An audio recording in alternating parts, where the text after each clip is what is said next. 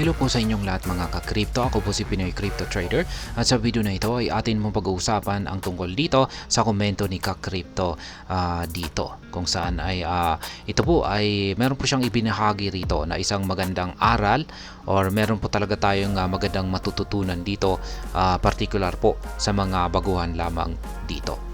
Kaya yan, bago po natin basahin ang kanyang komento rito at pag-usapan ito, ay nais ko lamang po munang bigyang linaw ang aking disclaimer kung saan ang nilalaman po ng video na ito ay hindi po ito isang financial advice. For education and information purposes lamang po ang layunin nito. Maliban po dito ay nais ko na rin pong magbigay babala na wala pong kahit anumang group chat ang Pinoy Crypto Trader. Ayan. Sabi niya rito ay ayan, pumasok ng bigla kanina ang mga whales kaya siya ay naka-in or nakabili kanina. At ayan, sabay agos sa mga mamaw. Yan, tinutukoy po niyang mga mamaw rito ay yung mga whales, mga malalaking investors. Yan ang kapag sinabi nating mga whales or balyena.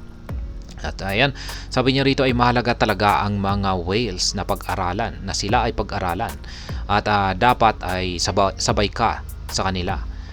Kung much better ay yung coins mo ay dikit kay Bitcoin dahil konting lipad lang si Bitcoin ay mataas na ang lipad ng mga meme coins. Kaya ayan, yan po yung isa po ito, napakatindi po ng kanyang ibinahagi rito na impormasyon.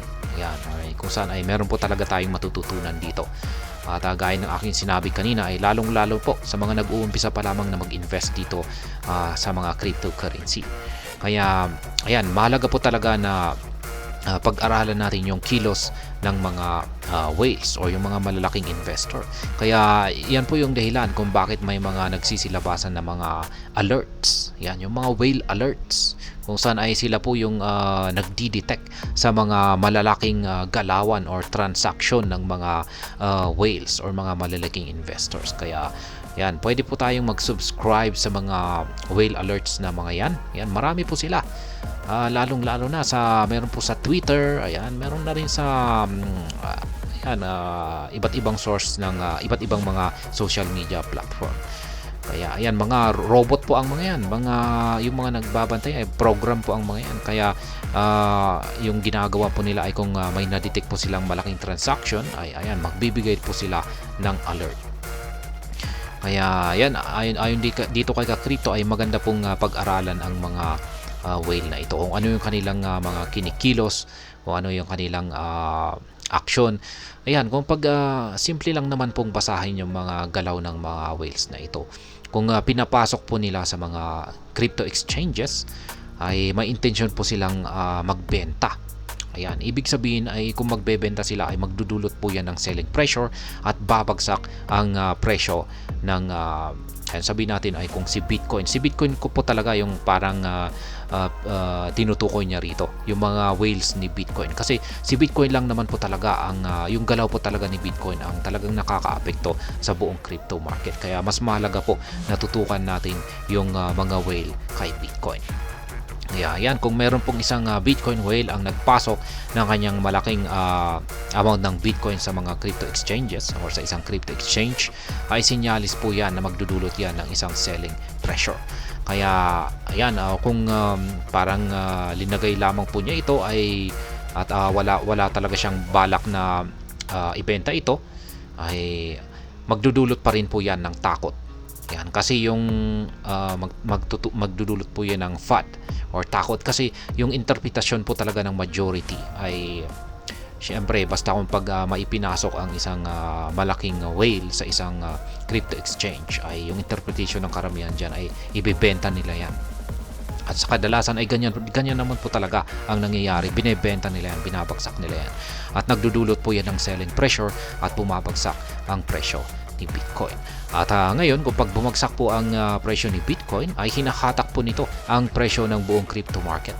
Particular po ang ayan, lahat. At yung yung mas apektado po rito ay yung mga meme coin.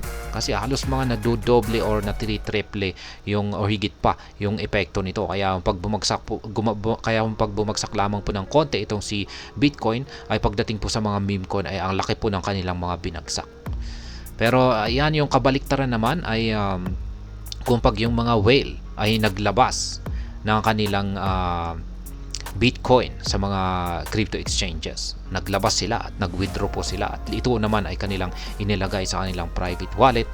Ay ito naman po ay isang magandang indikasyon na tataas yung demand, at kung pag tumataas yung demand ay tataas din yung presyo ni Bitcoin. At kung pag tumaas din yung presyo ni Bitcoin ay ayan, makakatak na rin yung presyo ng mga meme coin. At yan, maski konti lamang yung inangat ni Bitcoin ay syempre yan na rin. Posibleng mas malaki po yung aakyatin ng mga meme coin. Kaya ayan, yan ang kanyang sinabi rito kung bakit mahalaga na pag-aralan natin ang galawan ng mga Bitcoin whale. Kaya sabi pa niya rito ay much better daw kung yung coins na ini-invest natin or tini-trade natin or hino-hold natin ay nakadikit kay Bitcoin. Kaya yan, kung ang ibig pong niyang sabihin na nakadikit ay correlated po siya or pareho po sila ng galaw kay Bitcoin. At ang isa lamang po dyan sa mga meme coin na yan ay katulad po ni Shiba Inu. Yan, kung pag i-check po natin yung chart ni Shiba Inu at i-compare po natin sa chart ni Bitcoin ay halos magkamukha po sila. Hindi naman po gaanong perfectong magkamukha pero halos pareho. Ayan, kaya yan po ipiliin natin na mga klase ng mga meme coin, yung dikit or correlated kay Bitcoin. Kaya yan, advice ko lang sa iba pa. Yan, pag-aralan ninyo ang mga whales ng Bitcoin at bili kayo ng coin na dikit kay Bitcoin. Pag alam nyo na bumaba ang volume, alam na abang agad pagbigla ng bago volume ni Bitcoin. Kaya ayan, yung isa pang tinukoy po niya rito ay or payo po niya sa lahat ay ayan, yung mga Bitcoin whale ay ayan, nasabi ko na po ito, bili tayo ng mga coin na dikit daw kay Bitcoin o correlated kay Bitcoin. Yung idinagdag po niya rito ay yung trading volume naman. Isa na rin daw po yung sinyales kung paano tayo ayan, para makapag-exit. Kapag nakita natin na biglang bumagsak yung trading volume ni Bitcoin ay ayan, labas na tayo or exit na tayo or liquidate na tayo sa ating meme coin. Yan, hino-hold. Kaya ayan, ganyan lamang po yung kanyang paraan ng pag-exit dito. Pero yan, pwede na rin natin gamitin yan sa reverse, yung kung bibili po tayo, kung nakita po natin na umangat ng bigla ang trading volume naman ni Bitcoin ay ayan, bili na po tayo. At syempre dapat ay wag po tayong mahuhuli, kaya babantayan po talaga natin nung kapag biglang umangat ito ay dapat nakapasok na rin po tayo kaagad or sabayan natin ito. Kaya ayan, yan po yung dahilan kung bakit nais kong ibahagi ang komento rito ni Ka-Crypto, dahil punong-puno po ito ng aral or lesson na dapat po nating matutunan, lalong-lalo na sa mga nag-uumpisa pa lamang na mag-invest or pasukin ang pag-i-invest dito sa mga cryptocurrency. Tayo hanggang dito na lamang po tayo sa video na ito, mga ka-crypto. Sana po ay inyong nagustuhan ang aking paliwanag sa video na ito. Kung inyo po itong nagustuhan ay pakiclick lamang po ang like button nito. Para naman po sa mga bago lamang dito, kayo po ay aking inaanyayahan para mag-subscribe. Pakiclick na rin po ang bell icon nito dahil ito po ang siya magsisilbing notification nito sa mga bago kong videos na akin pong ina-upload sa aking YouTube channel na ito. Marami pong salamat sa panonood. Ingat po tayo lagi at God bless po sa ating lahat.